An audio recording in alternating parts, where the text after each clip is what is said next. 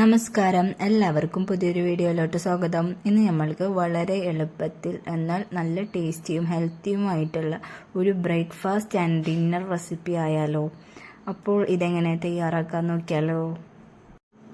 അപ്പോൾ ആദ്യം നമ്മൾക്ക് ഗോതമ്പ് പൊടിയാണ് വേണ്ടത്. ഗോതമ്പ് പൊടി ഞാനിവിടെ ഈ ഗ്ലാസ്സിൽ 2 ഗ്ലാസ്, ഏകദേശം 2 കപ്പ് ഗോതമ്പ് പൊടിയാണ് ഞാനിവിടെ ഈ ഒരു പത്തിരി ഉണ്ടാക്കാൻ വേണ്ടിയിട്ട് എടുത്തിട്ടുള്ളത്.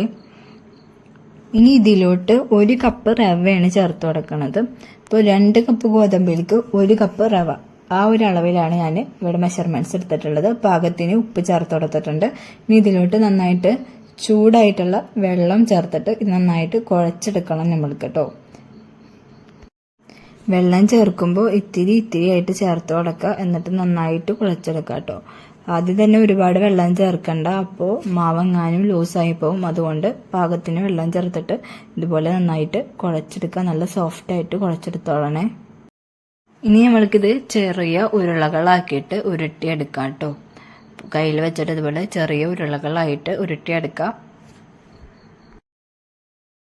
ഇപ്പം ഞാനങ്ങനെ എല്ലാ ഉരുളകളും ഉരുട്ടിയെടുത്തിട്ടുണ്ട്. ഇനി നമ്മളുടെ പത്തിരിയൊക്കെ ഉണ്ടാക്കണ പ്രസ്സില് അതില് ഇത്തിരി എണ്ണ തടവി കൊടുക്കുക. അതിലോട്ട് നമ്മളുടെ ഓരോ ഉണ്ട വെക്കുക, അങ്ങനെ പരത്തി എടുക്കുക. എന്നിട്ട് അപ്പുറവും ഇപ്പുറവും നമ്മൾ സാധാ പത്തിരിക്കൊക്കെ ചെയ്യണ പോലെ തന്നെ പൊടിയിട്ട് കൊടുക്കുക കേട്ടോ. അങ്ങനെ നമ്മളുടെ പത്തിരി ഇവിടെ പരത്തി എടുത്തിട്ടുണ്ട്. ഇനി നമുക്കത് ചുട്ടെടുക്കാൻ വേണ്ടിയിട്ട് ഞാൻ കല്ലിലോട്ട് ഓരോ പത്തിരി വീതം ഇട്ട് കൊടുക്കുന്നുണ്ട്. അപ്പോൾ ഇത് വലിയ കല്ലായതുകൊണ്ട് ഞാനിവിടെ 4 എണ്ണം 3 എണ്ണമൊക്കെ വെച്ചിട്ടാണ് ഇടണത്. നിങ്ങൾക്ക് വേണമെങ്കിൽ ഇത് തവയില അല്ലെങ്കിൽ ഫ്രൈ പാനിലൊക്കെ ചുട്ടെടുക്കാവുന്നതാണ് കേട്ടോ. അപ്പോൾ ചുടണത് നമ്മൾ സാധാ പത്തിരി ചുടണ പോലെ തന്നെ നമ്മൾ ആദ്യം പത്തിരി ഇട്ട് കൊടുത്തതിന് ശേഷം ഒരു 10 സെക്കൻഡ് കഴിയുമ്പോൾ ഒന്ന് തിരിച്ചിട്ട് കൊടുക്കുക.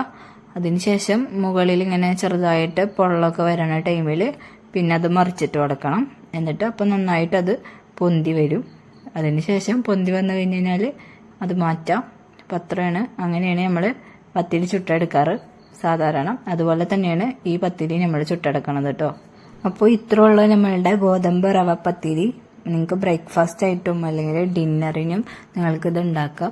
നല്ല ടേസ്റ്റിയാണ്. അതുപോലെ മെയിനായിട്ട് ഇതിലോട്ട് നമ്മൾ എന്തെങ്കിലും വറുത്തരച്ചിട്ടുള്ള കറിയോ അല്ലെങ്കിൽ ചിക്കൻ കറിയോ ബീഫ് കറിയോ എന്തിൻ്റെ കൂടെ നിങ്ങൾക്ക് ഇത് ട്രൈ ചെയ്യാം. മീൻ കറിയുടെ കൂടെ ഒക്കെ ട്രൈ ചെയ്യാവുന്നതാണ്.